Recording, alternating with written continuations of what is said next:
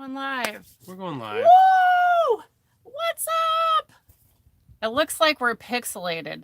Are we pixelated? Nah, you're crazy. It's Let's fine. make sure. Let's make sure that we're not pixelated. Hey guys, what's up, everybody? I would love to take my sunglasses off, but now I'm squinting. Okay, I got live chat up. This is Tara Lee. And guess what? I'm hanging out with Eric. Eric from Pharmex. Pharmex. Who is Pharmex, you guys? We're going to find out who Pharmex is. They are the last medical processor in the state of Oregon and thinking about quitting. We don't want them to quit. Don't say it like that. Oh my God. Because you know why? They can't afford to keep going. It's disgusting. What's going on, Eric? Okay, so also, I just got back from the Oregon County Fair. Country Fair. I keep saying county. Oh my God, was that Oregon Country Fair crazy, Eric? County Fair this weekend in Marion County as well. Oh, it was? It was much more tame. Okay, it was more of a children's event. Yeah. Like country and county fair, completely different.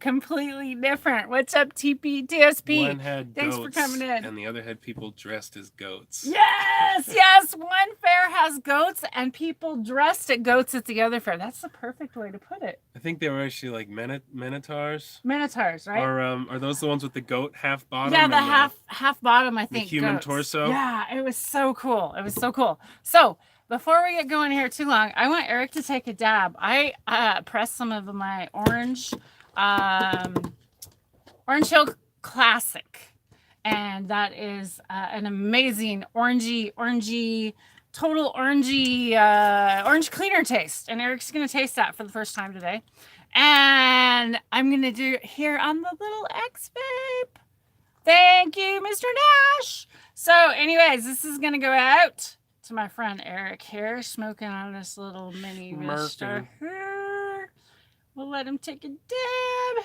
There you are, my friend. Have some orange cleaner in your face. Remind me how this works. I just inhale. It's ready. I got it ready for you. Have some orange cleaner. What's up? Ooh, it's getting warm out here. Oh, shit. There you go. Keep that on there. Okay, just a minute. There you go. It's a nice vape. It's not like a hit of a dab. There you go. Now you're taming down. I should have taught him that first, huh? There we go. Nice and easy. Now I can smell the orange. I can smell the orange over here. You got to be tasting that orange. That's lovely. Definitely some orange, and then the aftertaste really gets you. Bam! Lemonine, pinene. Definitely orange cleaner is an appropriate name. Was that not? That was like because when I was hitting it, I got more of like a woody, smoky caramel taste, and then boom. I'm still tasting it now, and it's changing more to a more piney and less citrusy as time goes on. Interesting. Definitely some tasty notes. That was the craziest orange I've ever had. How about you? That was really what was the bud like? Just the same? Actually the bud, it was ugly. It was an ugly bud, but it didn't produce a lot of real heaviness. I didn't get a lot of return on this one. The return wasn't good, but everybody loved the smoke of the bud. They said it was amazing smoke. They loved it. So right on. I don't like the bud, but hey, you gotta. What's up? I've been telling Fumidor that we need to start bringing a volcano to the tasting club. Yes. Because I don't smoke flower, and I'll sit there and I'll be dabbing people out as the one guy with the rig. Yep. And then all this flower goes around, and I don't get to try anybody's shit. I look like a snob. Yep. And I'd do it. I'd hit it if we had a volcano. I've got one. I'll bring it. I just haven't been. I think the club has multiple as well.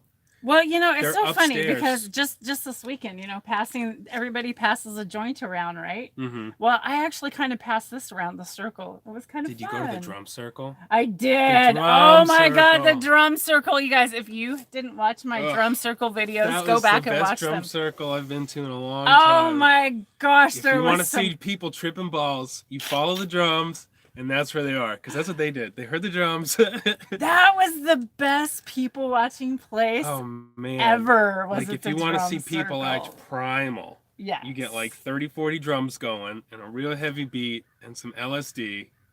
I didn't see a naked drummer guy, but I mean, they were coming in and out. There was all sorts of people coming in and out of that drum circle. Oh my gosh. Dancing and drumming. Yeah, that was so Some craziness. flutes, some guitars. I think there's a harp at one point. That was crazy. It's a guy just yelling. Ah! And I think they got a little bit, if you watched my videos, oh my God, the video of them dancing going on in the party last night. Oh my gosh. I missed it. I left early. I had to catch that last bus back to Eugene. It's on my YouTube. I stayed there and left it live. The whole party, the whole Alcon massive. They were so cool with Josh. Okay, so Josh let me there. get this right. So fun. Oh, I saw him walking around. Yes. We tried to find him later. We saw him, and then we were like, oh, let's follow him. And then he just started running. And I was like, I'm not going to follow him. No. We never found him again. So he was the drummer last night. At 6 o'clock, he played with them. Really? How fun. Yeah. So it was really cool. And I got in front and I recorded him live. It was so much fun. Oh my God, we had a blast. It was so fun. So fun. What's up? So you told me that security linked arms cleared the camp. Security, yeah, dude, they like link arms like this, literally, and they're like a whole span of them, and they close the park down. They have massive people at this place. I could not imagine trying to control. No, explain this to people me. At this place. You can hide. Well, so if you hide, let's not say a lot online, but yeah, like supposedly you can hide and sneak around, and there's a way to get in there. So that's my question. Okay, so afterwards, was the party there? People who had a party, or was the party elsewhere?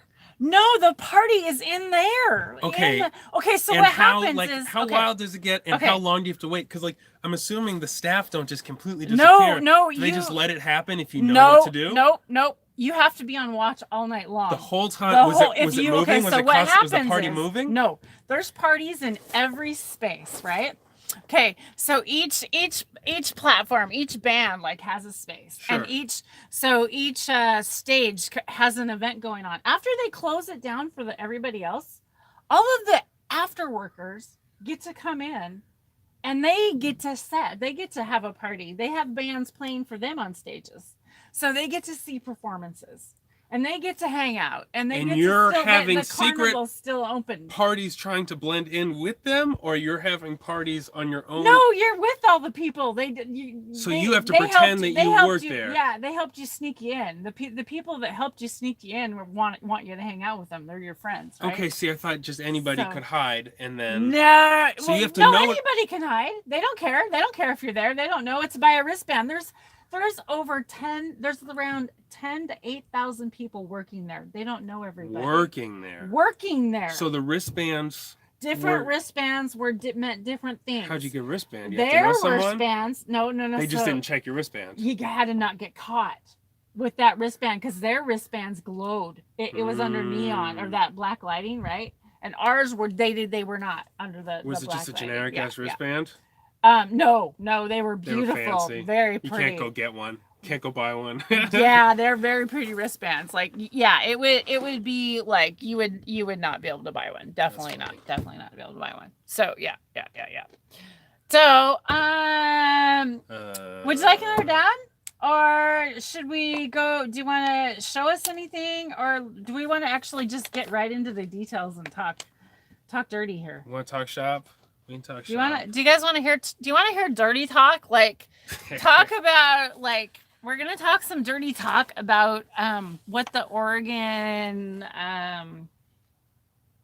life is down here, like what they're doing here. And the reason I'm here and really want to talk about it is because I think someone needs to tell these guys a story, and someone at least needs to put it out there and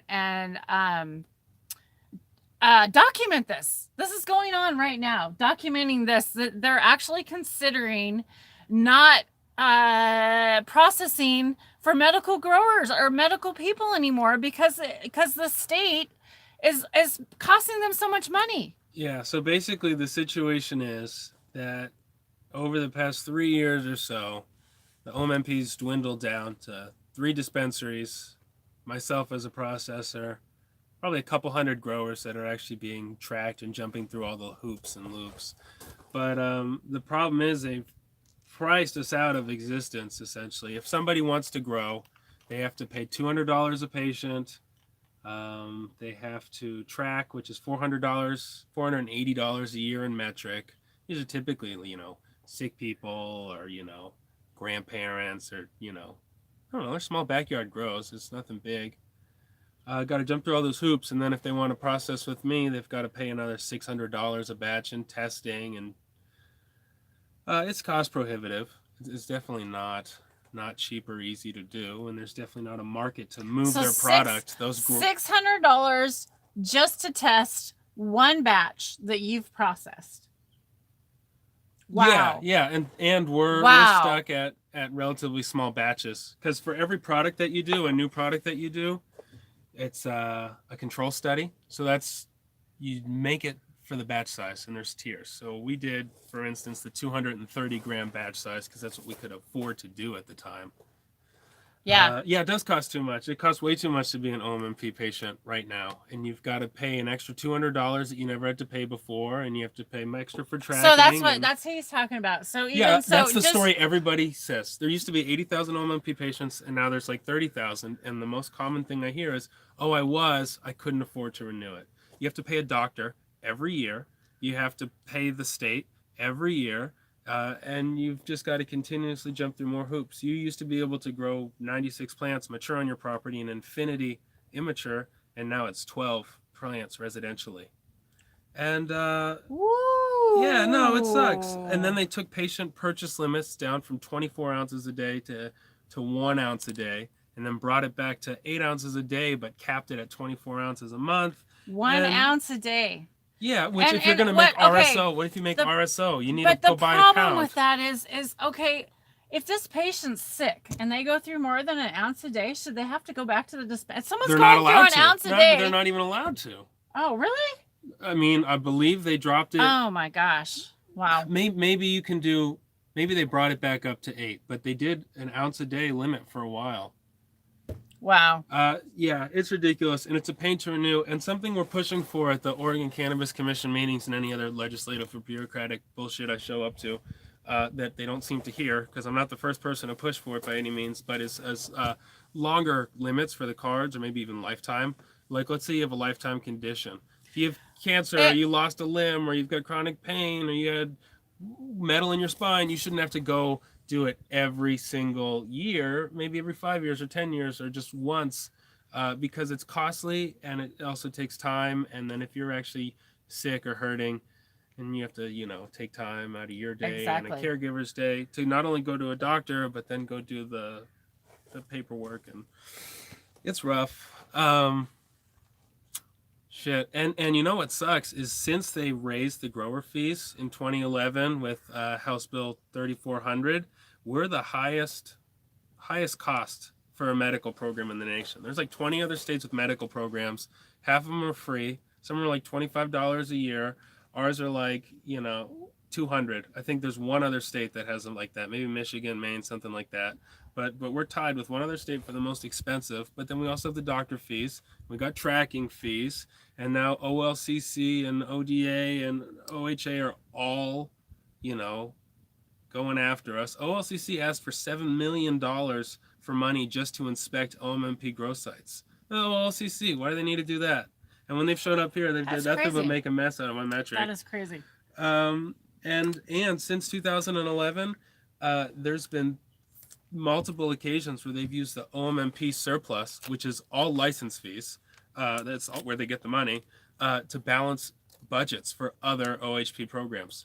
So there's been 3 separate biennial 2-year periods that they've used OMP money to balance the budget. And now they've got a 17% tax, making, $85+ million a year, that they're giving 40% of it to local and state law enforcement, some of it to schools, some of it goes back to the OLCC, none of it goes to the fucking OMP. And for years we've been asking for it. And there was like a 15 or 16 month period where the OMP was supplying all the rec weed. They passed the rec law, but then they didn't have any licensing. They didn't have any rec producers, any rec growers, processors, distributors. So what they did was they let OMP dispensaries sell OMP weed to them. And eventually they even started taxing it, which meant OMP patients didn't have weed because their growers were selling their pot to the fucking rec market. And the government was taxing it. The government was taxing mad weed sold out of mad dispensaries to wreck patients, and shit, that's and then they left us high and dry. Wow. It was rough. Wow. And we're still hanging out here, and the reason I'm still doing it and not hemp or rec is because if I do it, I leave those couple dispensaries hanging. I'm the last one. I'm the only one making any extracts. So let's talk about that. Okay, so being the only last medical processor, last in the whole state of Washington, you guys. The state of Washington's huge. The last medical processor. How many people, how many growers does that affect? Let's talk about how many growers that could affect. I personally work with a couple dozen growers. Just a couple dozen, which is how many families? Dozen. How many families? Well, they all have anywhere from and how many employees? 2 to 8 patients. How many employees do they have? Some of them are kind of big operations. Some of them are grandfathered in, or collectives of multiple grows. I mean, and look at all that's affecting. I can take stuff in from dispensaries, and I can work with caregivers. So I've got kind of a wide range of people I can work with, but the co-ops and collectives have all kind of gone away. And you can look at the OOMP census over the past couple of years. We used to have a bunch of caregivers with a bunch of patients, some of them having well over 100 patients. And now we've got a handful of caregivers, most of which have one patient. Wow. And I think the most somebody's got like 17 or something. I think that might be kind of the last remains of Green Free, Sarah Duff and Anthony Johnson's co-op collective. He wrote Measure 91, main author, I believe.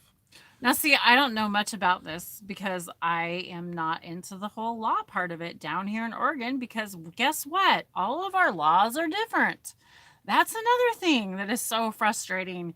They can't even talk to friends across the border to try and get help or feedback or even I don't work have together. time and energy to follow you guys. I spend half my time doing compliance and legislative regulatory bullshit anyways.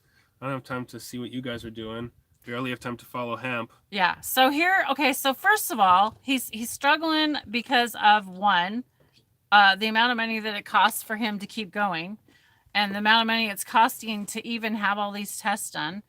And then, so back to our other point we were bringing up is the amount of people that it's going to affect if you close. You are the last one. So the amount of people it's going to affect. We were talking about the crews, the people, the growers. Well, there's what about the patients?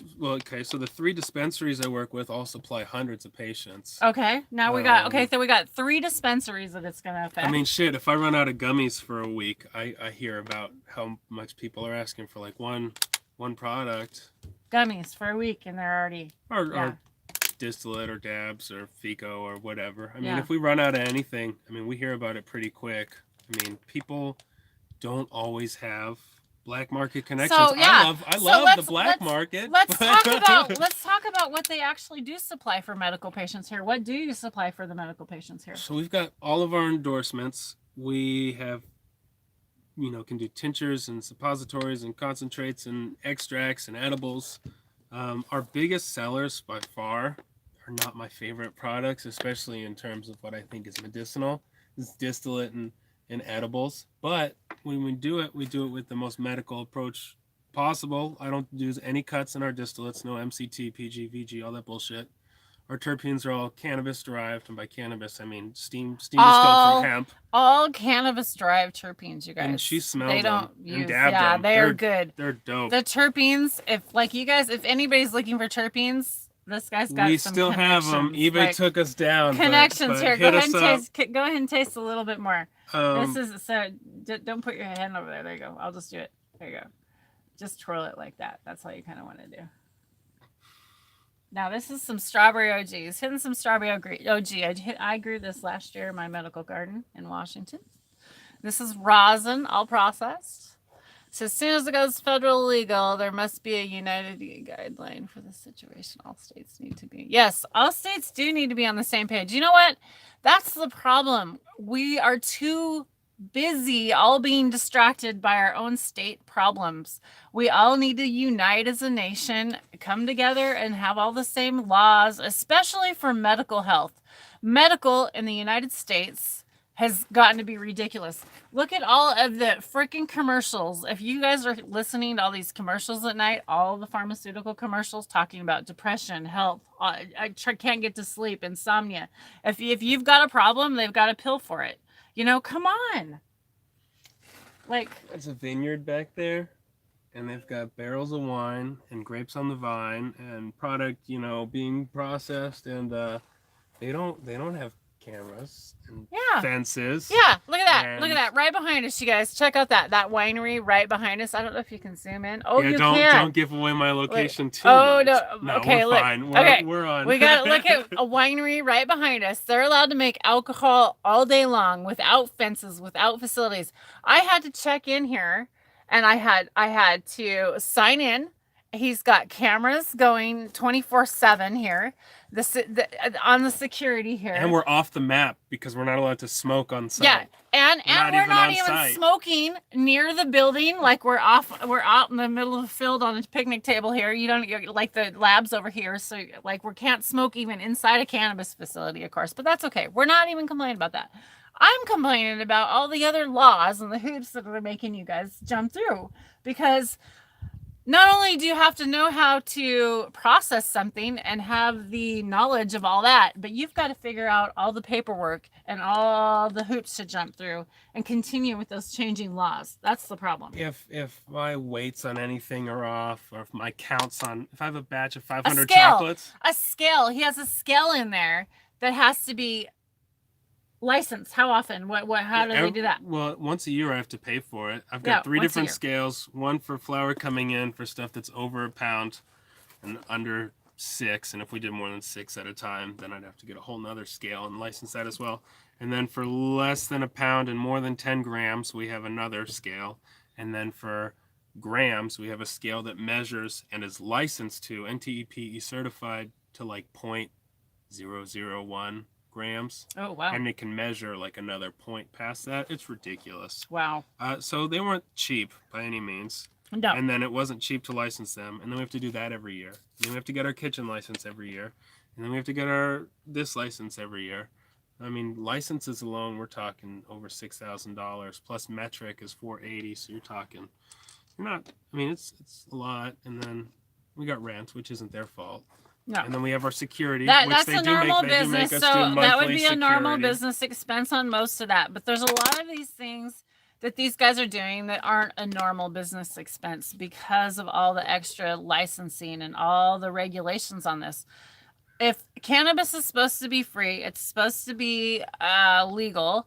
It needs to quit having all of this extra license on it and all these extra fees and all these other hoops that people need to jump through. But y'all already know that, so I won't jump on that soap wagon today. And one of the problems is that it's not just medical. They've targeted all small businesses. It's all recreational. Like they didn't give out the micro tier licenses or the micro processing licenses for a long time. I'm not sure they even gave out the micro processing licenses. Oh yeah, which were just solvent. I think it was just rosin and water, maybe ethanol. I don't think so though. But took a long time. And then, like I said, with the testing, you have to do a control study for every new product. And control studies, as you get larger, they're exponentially more expensive. And then testing per batch is pricey. And then if you want packaging, have you seen my packaging? It's ugly as fuck. I have black or tan Mylar envelopes, and I print off Avery labels with, like, legally, my deal is legally, I'm allowed to put certain information on the label that has to be there. And if I want to do anything else, even a logo, even a nice printed label with anything on it other than exact information, I have to get it approved by the OLCC and pay them like $200 or $300.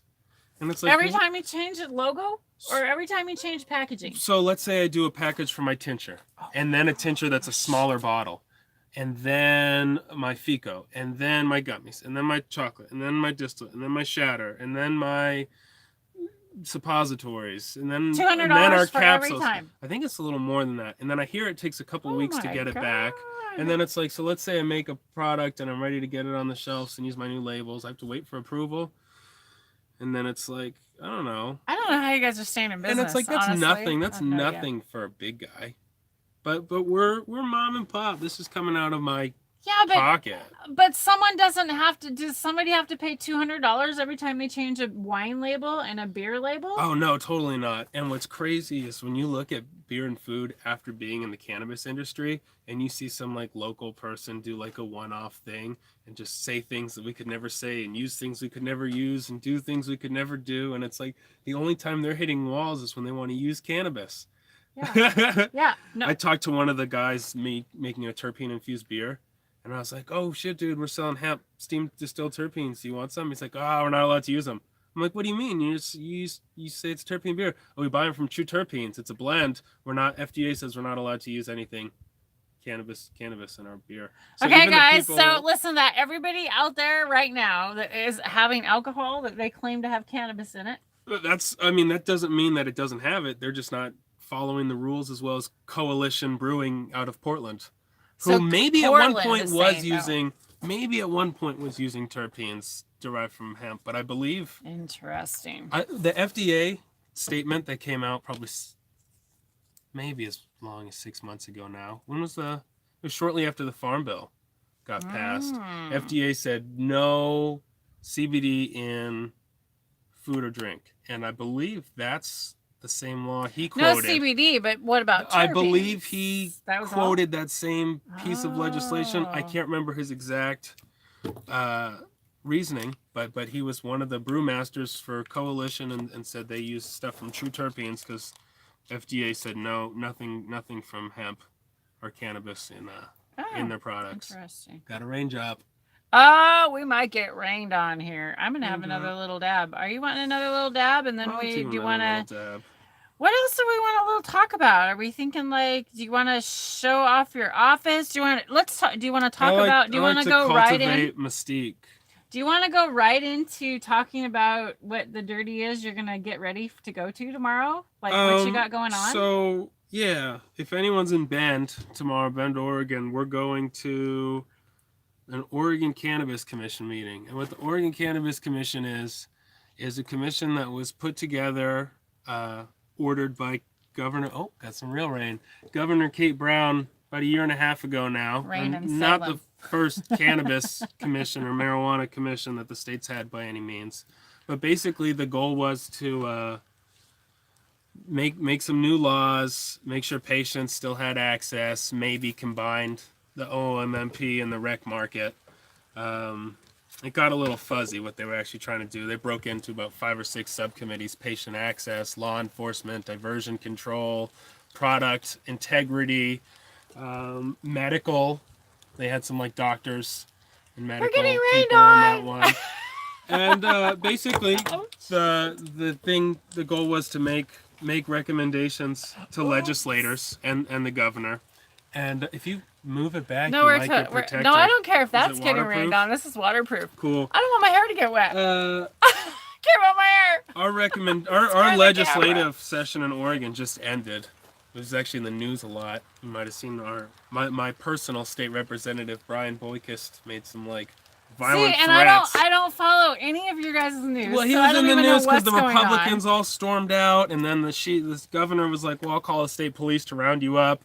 And he's like, "Well, I'm not going to be a political prisoner. I'm in the freest state in the country. So if you come, you better come heavily armed, because I'll, He made some violent implications, and now every time he returns back to the Capitol, he has to like give the police a heads up, and it's become a thing. That's my personal. There you go.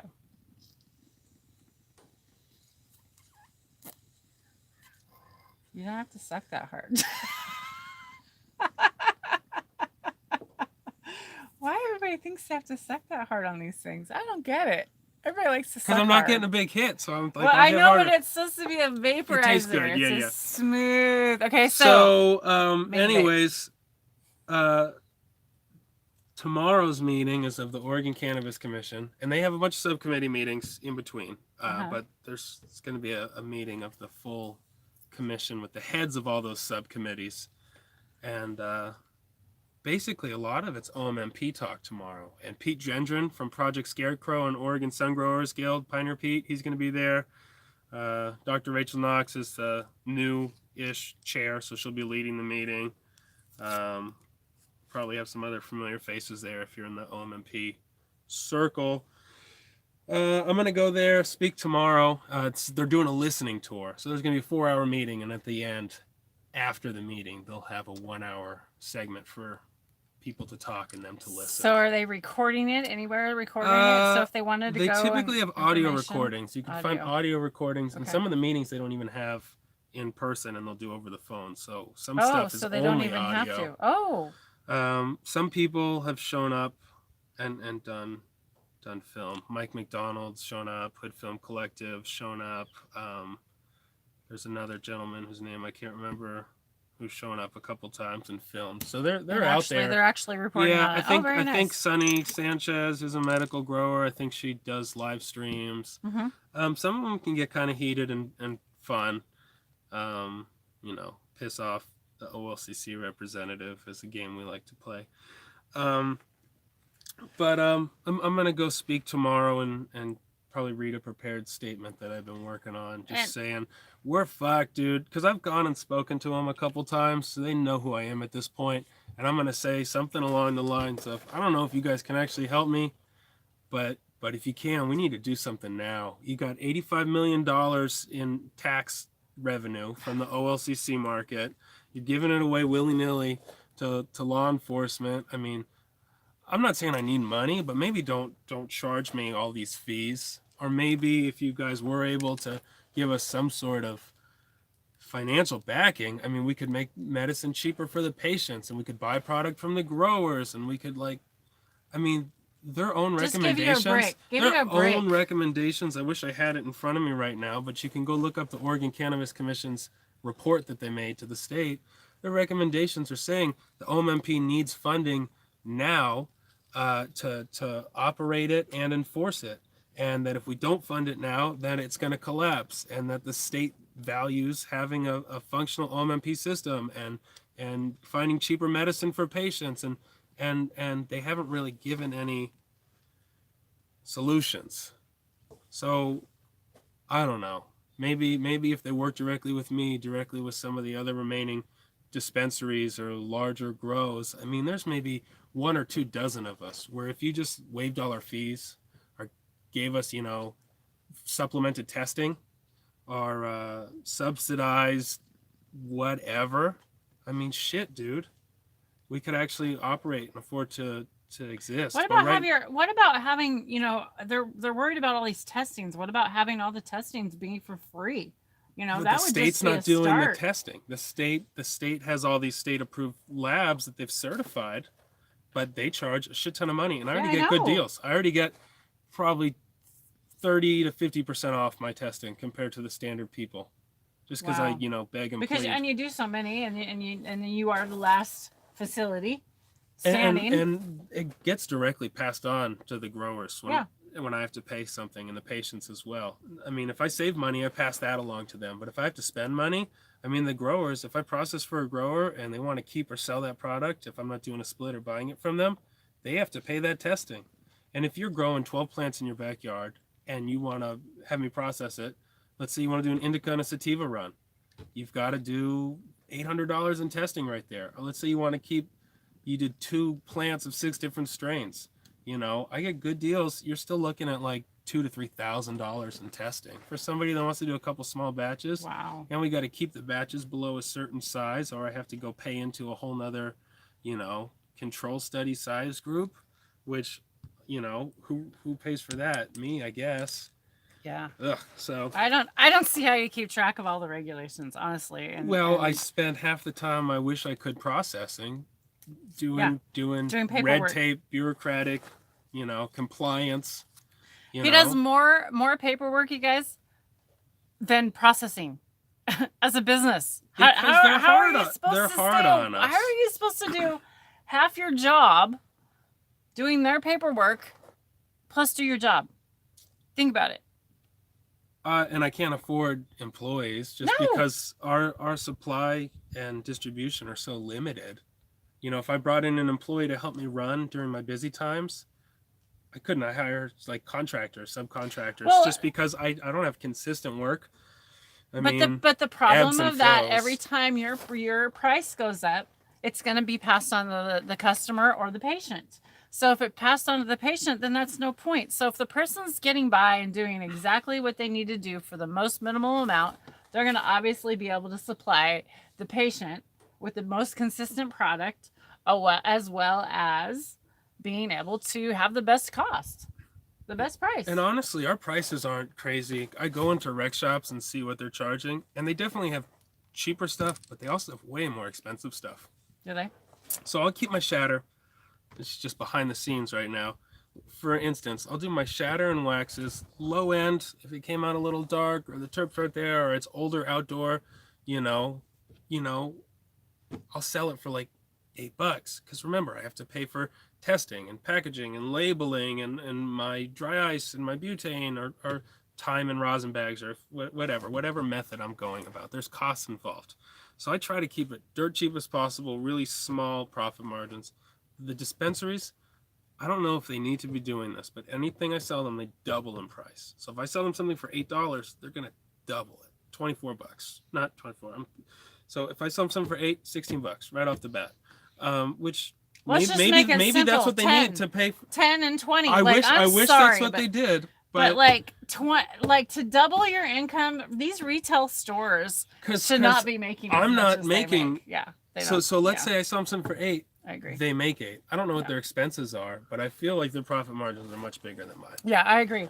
So that kind of sucks. Okay, so. But then let's say I do my most high end. I used to do like live resin diamonds for like 17-ish, and then they double it. When I saw how much they were doubling it, or that they consistently doubled it, I pulled back. So now my nicest stuff, sometimes 14, but usually 12. So it doubles to like 24, $25. Some of my stuff ends up on the shelf for 30 still somehow. And it's like, I see stuff at the rec shops for 40, 50 plus tax. So it's like, we're priced well. I mean, sure, they have $8 grams of brown goop on the rec shelves, and my cheapest grams are probably starting at 15. Maybe they'll go on sale for 12 eventually, but it's like, but we don't have tax. I don't know. We're not overpriced. We're priced well, and we can afford to be priced. I mean, my profit margins are super fucking slim, so maybe we really can't. Maybe, I don't know. Everybody's sucks here. I mean, the dispensaries, if they had a smaller markup, I could charge a little more, and I could have a better profit margin. So how many medical survive, dispensaries are in the state of there's Washington? Washington, I don't know. I mean, Oregon, there's 3. So there's only 3. Are they all on this side? One's near Portland and Sherwood. One's near Idaho in LeGrand, all the way east. Okay, so there's one. And then one's way south in. Gosh, they just opened. So there's only there's way south. There's only 3 medical. But only one of them has any real sales. Only one of them's actually keeping me afloat right now. So where can the medical patients order from these establishments? No, they have to go there. They have to go there. Yeah, and the two, the southern one and the eastern one, they're surrounded. Well, I guess the southern one has rec stores in their town. The eastern one, they have banned sales in that town, so there's no rec shops. And then the next closest town with rec sales is like 50 miles. So they are allowed to survive because the only people that can buy are medical, but wow, you have to drive 50 miles to rec weed. But Eric, tell the viewers out here, this is supposed to be helping the patients where they have to drive how many miles to go get their stuff? Oh, well, see, that's another shitty thing. We've got banned counties, banned areas where rec sales aren't allowed. Oh, so if we had medical dispensaries there, at least medical patients. Oh, so you could have medical if you had medical. That's the one in LeGrand. Okay. And then the one in Klamath that used to be a big customer, they just went rec because they just voted it in. So is that a loophole, or are they allowing any medical patients to come in? I mean, medical only. So it's medical only dispensaries are in these towns that have banned rec. Wow, that's crazy. Totally crazy. Yeah. I mean, honestly, it's the only reason I'm surviving right now, because once rec goes across the board, those medical dispensaries won't be able to keep up with. I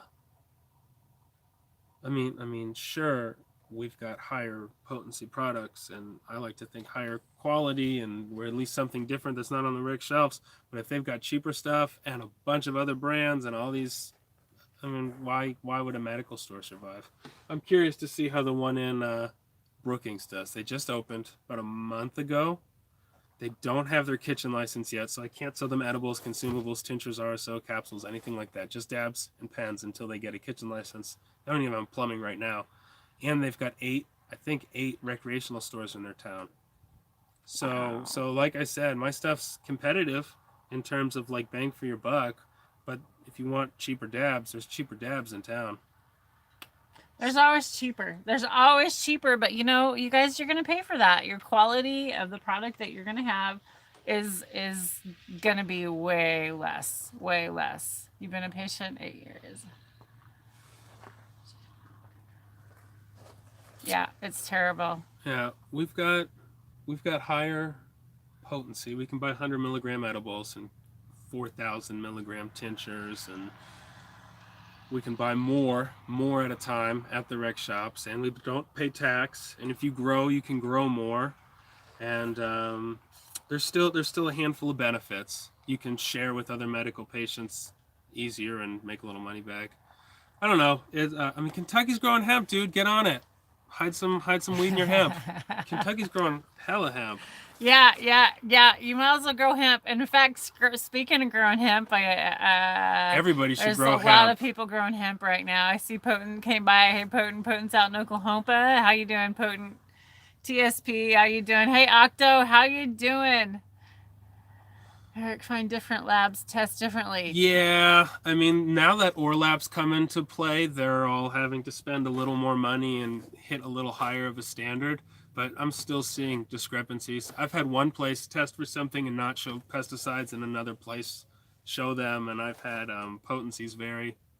Even inside a lab, most labs still have a pretty large, in my opinion, large window of error. I mean, sometimes, like, I'll be stuck within, like, let's say I have to have a 15% margin of error in my potencies on edibles, and only 5 for my control studies, and they'll have a larger margin of error. No, I'm good, thank you. A larger margin of error in their test than I'm allowed to have in my variants. So, but whatever. Wow. All right. Anybody else got any questions out there? Anything else we should sum up for the day? I think we're calling it. I think we might call it. Oh, what are you doing? Getting tired of standing there? He's doing squats. Getting tired of standing there. I gotta go mix some tinctures. Okay. Probably. Eric is gonna go. Get over here and say goodbye with me. Get over here and sit down. Tell him how to get over here. Get your ass over here. Pharmex, Tell him how to find you, Pharmex _Oregon, like the state, on Instagram. Pharmex710@gmail.com. Pharmex710.com. We've started an Instagram for hemp fat dog CBD, but I haven't checked it in like a month. So Eric at Pharmex. Steamed terpenes, OOMP processing, OOMP products for growers and patients and caregivers. Yeah. Fat dog CBD. Yeah. OOMP. All OOMP, guys. FATDOG CBD. Keep the medical alive. Yeah. Oh man, get our terps. They're going quick. Yeah, his terps are good, by the way. They're going so quick. They're almost gone. We'll probably have some more in November, December. Fat dog, community reference, totally. Bear down for midterms. And just fat dog it. That's too funny. All right, guys. Cheers. Have a good afternoon. All right. Bye. Thanks for joining us, Entirely Live. Don't forget to like, subscribe, and share so you'll see me go live. And you can ask a question just like he did. All right. Bye. Thanks for tuning in. All right. Well, thanks for